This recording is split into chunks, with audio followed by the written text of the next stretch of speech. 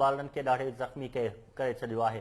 अफ़सोसनाक ख़बर खां वाक़िआ आगाह कंदा पिया हलूं। ख़ैरपुर वेझो रोलू कुतनि वधीक 15 मासूम बालनि खे ॾाढे ज़ख़्मी करे छॾियो आहे। ख़ैरपुर समेत मुख़्तलिफ़ शहरनि मां इहे ख़बरूं अची रहियूं आहिनि। कुतनि खे आज़ाद कुतनि जो जेको आहे उहो वधियल आहे। कुतनि जे ॾाढ़ियनि खे वैक्सीन लाइ सरकारी इस्पताल मुंतक़िल कयो वियो आहे। ख़ैरपुर मां ख़बर मां ताईं पुचाए पिया। कुतनि जे ॾाढ़ियनि में भागुल हनीफ़ रिज़वान ऐं ॿिया शामिल आहिनि।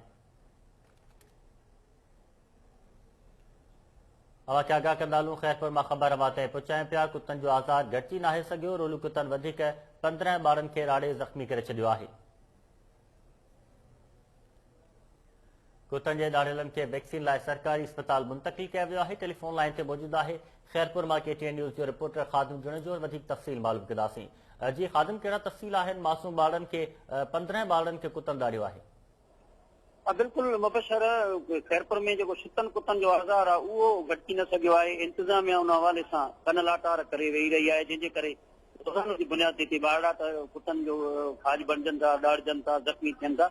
थोरी देरि पहिरियां ख़ैरपुर में जेको बख़्शण मुनारी महल आहे उते छिते कुते हमलो कयो आहे। उते 15 मासूम ॿारड़ा जेके आहिनि उहे सख़्तु ज़ख़्मी थी पिया आहिनि, जिन खे सिविल अस्पताल ख़ैरपुर मुंतक़िल कयो वियो आहे, जिन में भागुल अरम, अब्बास हनीफ, मुस्तफ़ा रिज़वाना ऐं ॿिया शामिल आहिनि।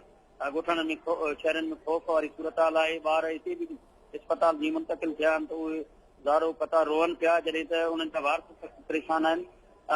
हिन वारसनि सां ॻाल्हि ॿोल थी आहे त उन्हनि ॿुधायो त इंतिज़ामिया पारां के बि क़दम न खणण जे करे जीअं ॿारड़ा घरनि जे रांदि कनि पिया ऐं क़ुरान पाक जो सबक़ पासे मां मस्जिद में वठण विया ऐं ॿाहिरां कुझु ॿार रांदि कनि पिया घरनि जे, उते जेको आहे किथे किथे हमलो कयो आहे ऐं जंहिंमें 15 ॿार ज़ख़्मी करे छॾिया अथऊं, जेके ॾाढे विधो अथव ऐं उहे इस्पताल त मुंतक़िल थिया आहिनि। पर इन्हनि अहिड़ा कुतनि जे आज़ार जे करे सॼे शहर में हिन वक़्त जी ख़ौफ़ फैलाए। तव्हांखे ॿुधायूं त 4 ॾींहं अॻु में 6 ॿारनि खे कुतनि खाई ज़ख़्मी कयो, पर उन इंतिज़ामिया उन पासे तवजो न पई ॾे ऐं नंढा ॿारड़ा जेके आहिनि कुतनि जे खाज ॾियण जो, ज़ख़्मी करण जो शिकार बणजनि था। जी ख़ादिम जुणेजो, जी वॾी महिरबानी तफ़सील ॿुधाइण जे लाइ।